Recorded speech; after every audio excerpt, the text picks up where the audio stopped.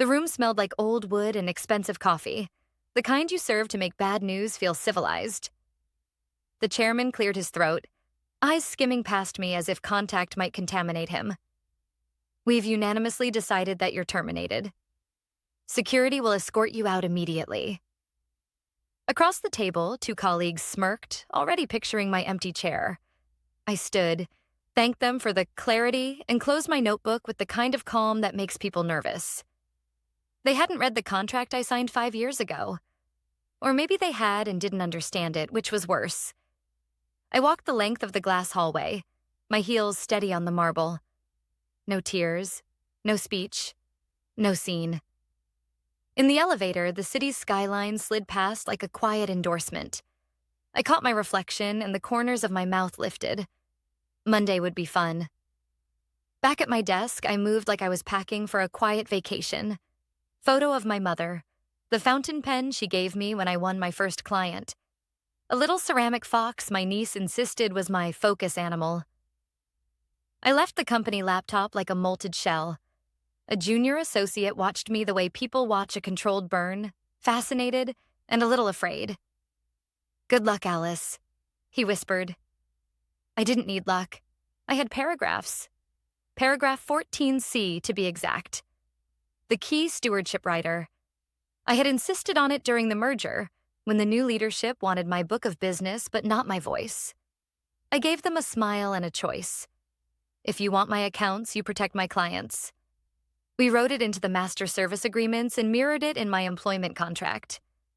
Changes to assigned account steward require the written consent of the steward of record for the duration of each active term. No transfer, no upsell, no renewal, no access without my signature. Not a ceremonial clause.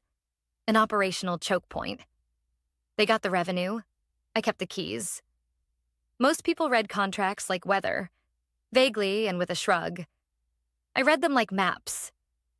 That day, 5 years ago, legal rolled their eyes, finance muttered about process friction, and the chairman, yes, the same man, signed with a little laugh. "If it keeps you happy, Alice."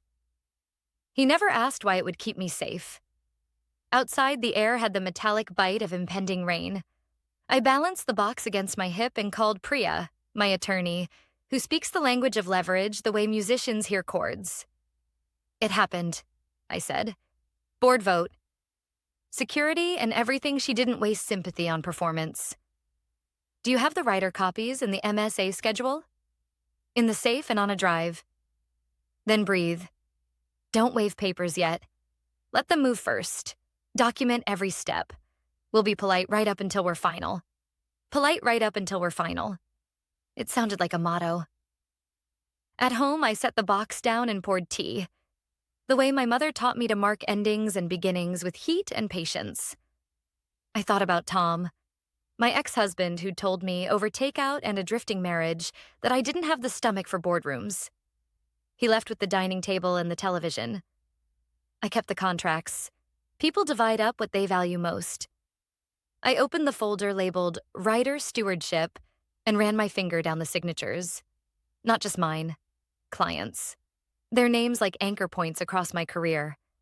Hospitals that trusted us with compliance, manufacturers with razor-thin margins, a nonprofit that couldn't afford a stumble. I wasn't sentimental about corporations, but I was devout about promises. That was the message beneath the legalese. I don't abandon people so a forecast looks prettier.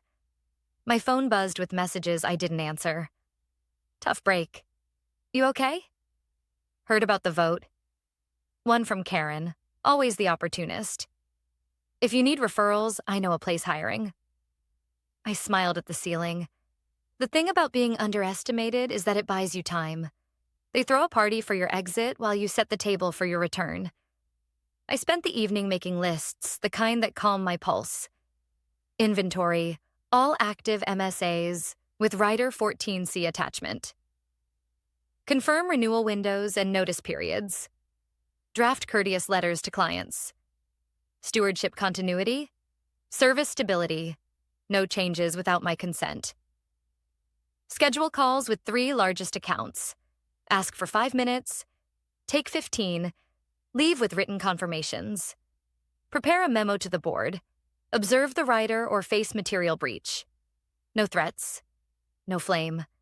Just paper and patience. I thought about the day I negotiated the writer. Back then, I still wore my wedding ring. Tom rolled it between his fingers like a coin and said, "Why make things harder?" Because one day I knew someone would make me disposable. Not the clients. The people who existed to be congratulated for making decisions others would have to clean up. Thunder rumbled somewhere distant. I pictured the boardroom, the way the chairman's mouth pinched when he said unanimous, as if consensus were virtue and not convenience. I imagined my colleagues at the after-work bar telling the story of how Alice took it so well, how she finally ran out of allies. They would forget that allies aren't always in the room. Sometimes they're in the footer of a contract and the inbox of a client who remembers who showed up on weekends. A text from my mother pinged. 3 words that land like a hand on the shoulder. Proud of you. She didn't ask for details. She trusted my compass. I looked out at the wet shine of the streetlights. Power, I've learned, isn't volume. It's continuity. Show up, do the work, leave a trail of signed truths. The board had chosen spectacle. I would choose sequence. Before bed, I printed the letters on thick paper. No drama, just clarity. As steward of record under Rider 14C, I will continue to authorize all account changes. There will be no disruption to your service. If anyone requests access or proposes a change, please direct them to me for written consent. I sealed the envelopes and placed them by the door like small, patient soldiers. I slept deeply. Anticipation can be loud, but reassurance is heavier. In the morning, I'd drop the letters, then walk to the small office I rented 2 blocks from the river. A room with light, a whiteboard, a lock. Not an empire, a position. They will try to move quickly, Priya had said. Let them. Speed without authority is just wind. And me? I had the keys. Monday would be fun. Monday morning arrived with a drizzle that glossed the sidewalks and made the city look like it had been polished overnight. I carried the envelopes in my tote bag. Their weight not physical, but deliberate. Each one was addressed to a client, each one a reminder that their trust was still tethered to me, not to the board that thought they had erased me with a vote. I walked into the post office just as the doors opened, the smell of ink and damp paper filling the air. One by one, I slid the envelopes across the counter. The clerk stamped them with a steady rhythm, and with each heavy thump of the seal, I felt the ground under my feet steady. By the time the last envelope disappeared into the bin, I knew the board's timeline had already been hijacked. They could plan whatever power plays they wanted. None of it would stick without my signature. Back at my apartment, I brewed coffee and opened my laptop. A flood of messages waited. Some from old colleagues pretending to care. Others from people who had ignored me for years but suddenly found their curiosity awakened. But buried among them were the messages that mattered. Client replies. Thank you for the update, Alice. We prefer continuity, especially with you. Please confirm you'll remain our steward of record. We value your oversight. Board has contacted us about streamlining. We declined until we hear from you. Each message was oxygen. I typed back with measured calm. Yes, I remain the steward of record. No changes are authorized without my consent. No anger, no boasting, just quiet reinforcement. By mid-morning, Priya called. The first wave will hit today, she said. They'll contact clients, maybe try to access renewal portals. We've drafted a cease and desist template. Do nothing unless they overstep, then we drop it like a hammer. Her voice was steady, but I could hear the sharpness beneath it, the kind of edge honed by years of watching arrogance collapse under paperwork. Clients are already writing back, I said. Good, she replied. Every reply is a nail in their coffin. Keep copies. I saved each confirmation in a folder labeled continuity. Watching it grow was like stacking bricks into a wall. By noon, Nell, one of the few colleagues I trusted, called from her personal phone. Her voice was hushed, as though she'd stepped into a stairwell. Alice, it's chaos here. They're acting like you disappeared into thin air. Bryce tried to reassign your accounts to Karen, but IT flagged it. The system bounced him. I smiled into the silence. The writer, I said. Exactly. He lost it. Called IT useless, threatened to escalate. The chairman told him to keep it quiet. But word is spreading, let it spread, I said. After I hung up, I sat back in my chair. They were scrambling, already discovering the invisible walls I'd built years ago. They thought firing me had cleared the path, but every step forward was going to feel like running into glass. That evening, I met Priya at her office downtown. She handed me a folder with a neat stack of papers. Status memo, she said. Outlines the writer, client confirmations, and breach implications. If they try to touch a single account without you, we file immediately. I flipped through the pages, the legal language both clinical and strangely satisfying. They'll fight it, I said. Of course. They'll call you unreasonable, vindictive, say you're holding the company hostage. But contracts don't care about feelings. You gave them revenue. They gave you control. They signed it. We sat in silence for a moment, the hum of the city outside muffled by glass. I thought of David, the old COO who had once told me, "In business, patience is louder than shouting." He'd retired years ago, long before the board grew arrogant, but his words lived in me. Walking home, I passed the tower where I had worked for nearly a decade. The lobby lights glowed warm against the rain, and silhouettes moved inside. I remembered the countless nights I'd stayed late there, fixing problems others had caused, polishing reports that would be presented under someone else's name.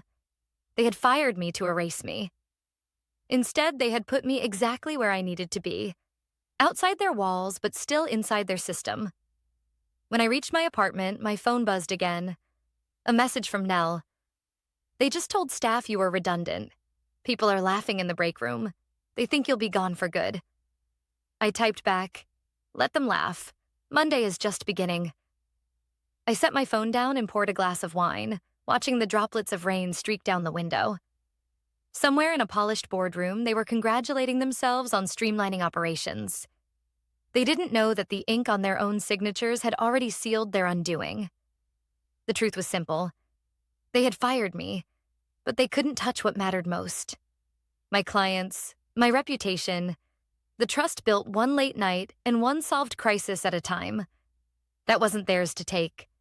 It was mine to protect. And as I looked at the folder on my desk, paragraph 14C underlined, signatures crisp and clear, I felt no fear, only certainty. They thought the story had ended, but in reality, it had only just begun. By Tuesday morning, the whispers had turned into ripples. Nell texted before I'd even finished my coffee.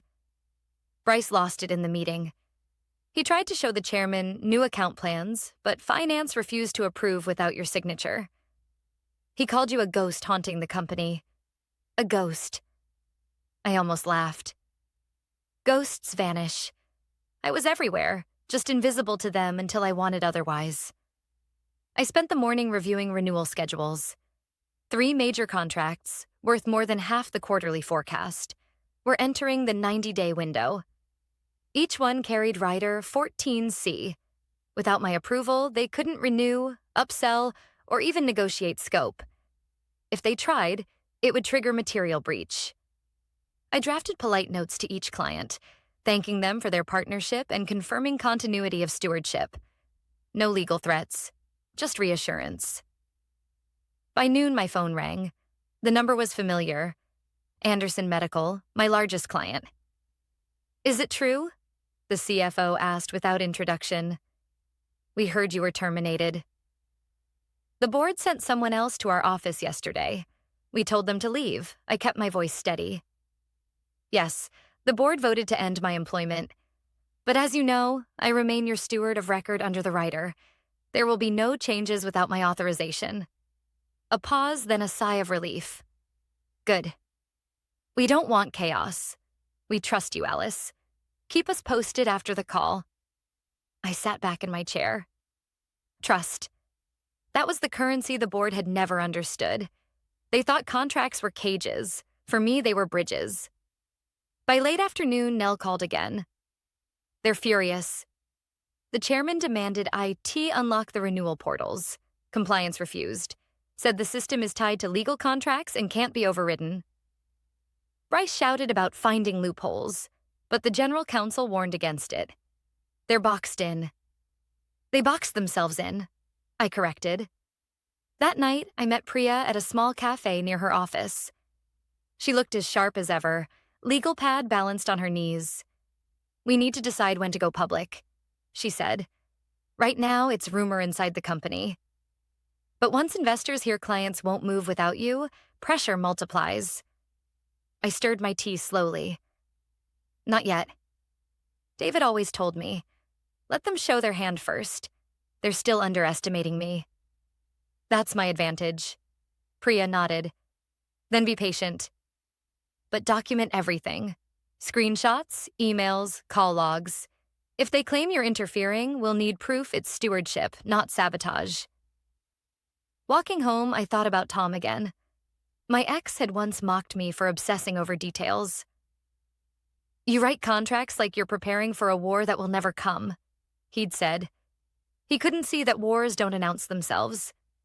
They arrive quietly, in the form of a vote, a smirk across a table, and a security escort. At midnight, my phone buzzed with a message from Nell. A photo of Bryce standing outside the boardroom, face red, hands cutting the air. The caption read, "He's unraveling." I stared at the photo, then at the folder on my desk. Patience, I reminded myself. Let them twist. The next morning, Wednesday, I visited the modest office I'd rented downtown. A single desk, a filing cabinet, and a whiteboard. No prestige, but privacy. I pinned the renewal schedule to the board and circled the 3 major contracts. 90 days. That was my runway. If the board didn't reconcile with me before then, they would face a revenue collapse they couldn't explain away. At 10 a.m., my phone rang again. This time, it was a different client. Wexler Manufacturing. The operations director sounded irritated. Why are we hearing different stories?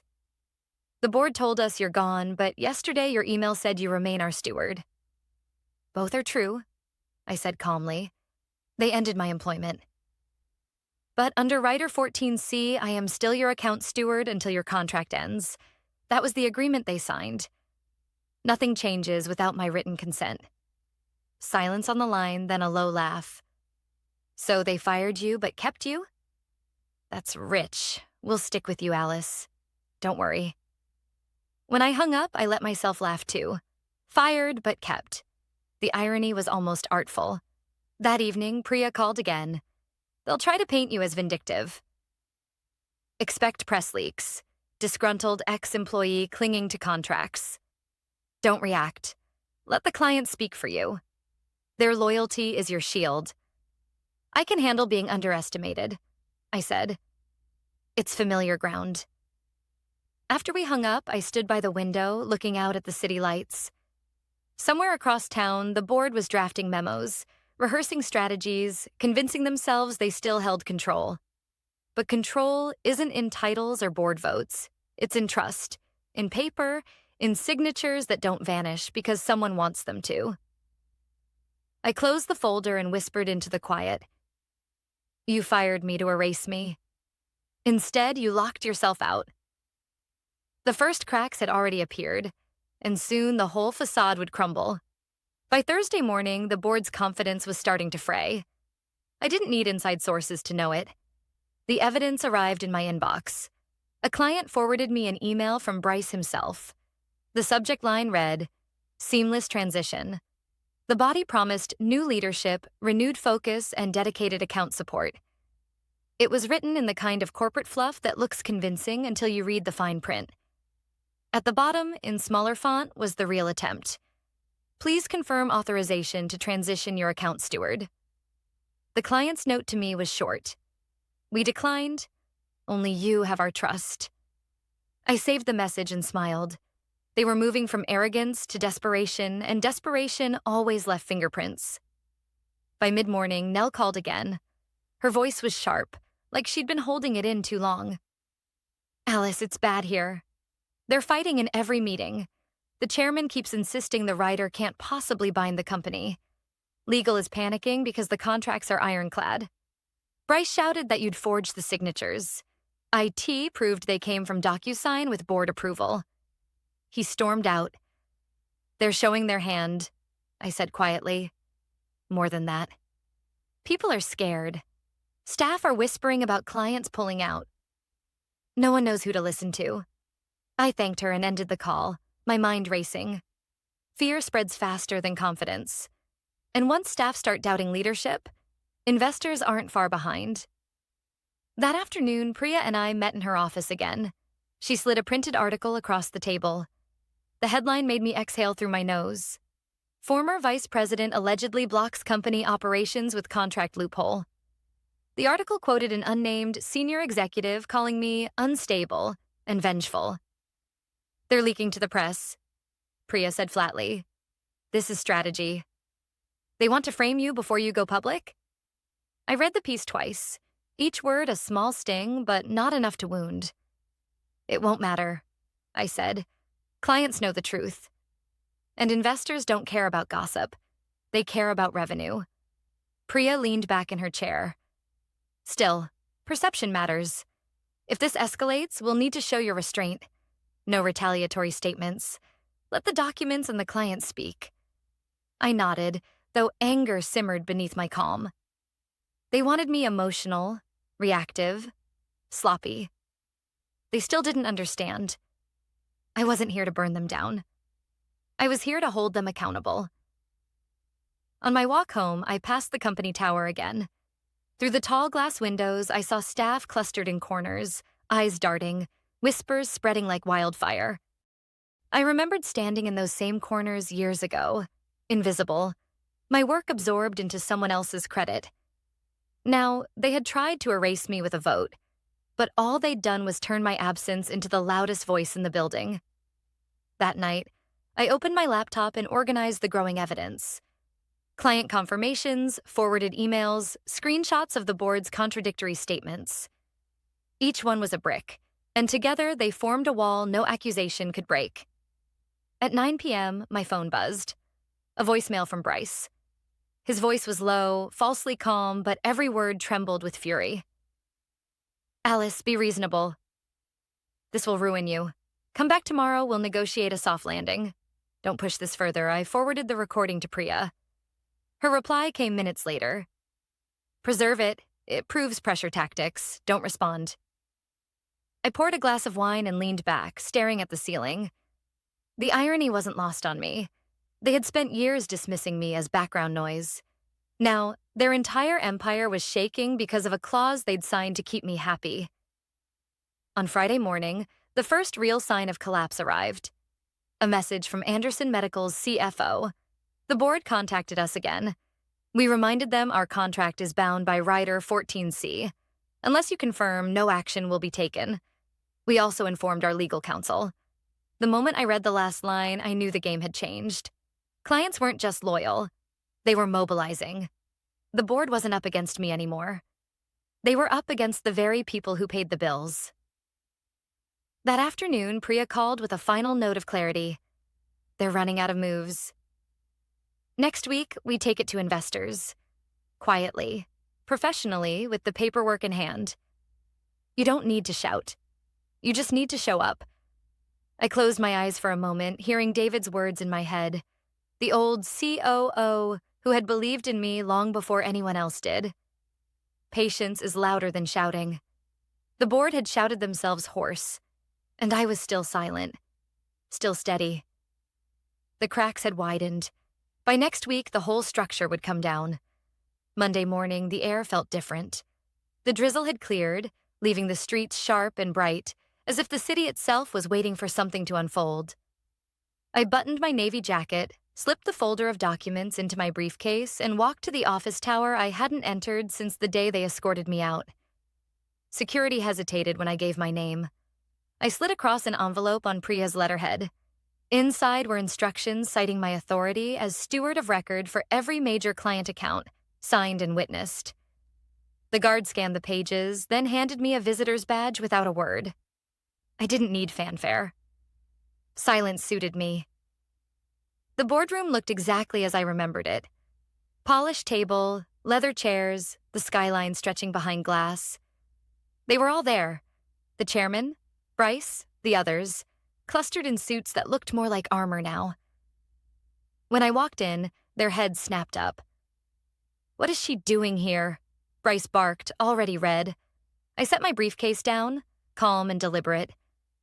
"I'm here as steward of record for every active client account, which means any discussion of operations, revenue, or renewals includes me." The chairman cleared his throat. His voice strained. "Alice, as you know, your employment was terminated. This meeting is for leadership." I opened the folder and slid a stack of documents across the table. Client letters, confirmations, each one signed, dated, and bound by Writer 14C. "Leadership?" I said quietly. "Clients don't follow titles. They follow contracts. And these are clear. Nothing moves without me." They leaned in, scanning the signatures. I watched the progression of their faces, confusion, disbelief, then the pale realization that they had trapped themselves. "This is obstruction," Bryce snapped. "You're holding the company hostage." "No," I replied evenly. "I'm protecting the clients who pay for your bonuses." "You fired me. That was your choice. But firing me didn't erase the obligations you signed." The chairman tried to rally. "Even if these riders are enforceable, investors won't tolerate this chaos. You're destabilizing the company." I let the words hang, then placed my phone face up on the table. A name flashed across the screen. "Anderson Medical." I answered, my voice steady. "Yes, I'm in the boardroom now." "Of course, I'll ensure continuity. We'll move forward once agreements are honored." When I ended the call, the silence was heavy, broken only by the hum of the air conditioning. "Investors already know," I said softly. "They don't want excuses. They want stability. And stability requires respecting the contracts that keep the revenue flowing." For the next hour, they scrambled, arguing technicalities, muttering about litigation, trying to paint me as unreasonable. I answered each calmly, citing the clause, the signatures, the confirmations. Every protest only underscored how little ground they had left. Finally, I stood, gathering my papers. "Gentlemen, I'll give you until Friday to adjust. Either acknowledge my authority as steward of record, or I'll move discussions directly to investors. You know as well as I do what that would mean for your seats at this table." Without waiting for a response, I left the room. The hallway was lined with staff pretending not to listen, their eyes flicking toward me with something between curiosity and relief. I offered a small, calm smile as I passed. Power doesn't need volume. It needs presence. By Tuesday afternoon, the first cracks became collapses. The company secretary circulated a memo acknowledging my stewardship. By Wednesday, 3 directors had resigned for personal reasons. And by Thursday, investors issued a statement. "We support continuity of stewardship and look forward to renewed focus under Alice's leadership." Bryce tried one last time. He cornered me outside the elevator, his voice low and bitter. "You think this is a victory? You'll drown in responsibility. You don't know what it's like to carry it." I met his glare without flinching. "You're right. Responsibility is heavy. That's why you kept dropping it." I won't. On Friday morning, I walked into the boardroom again. This time to silence, no protests, no smirks. I took the head seat, opened my notebook, and began. The company belongs to its clients, its employees, and its shareholders, not to egos. That ends today. I outlined the plan. Freeze non-essential spending, audit renewals, shift bonuses to gross margin, establish an independent audit chair. No grand speeches, just actions. They listened because they had no choice.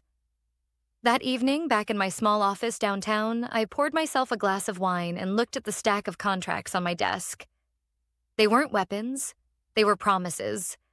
Promises to clients who trusted me, to staff who deserved better, and to myself.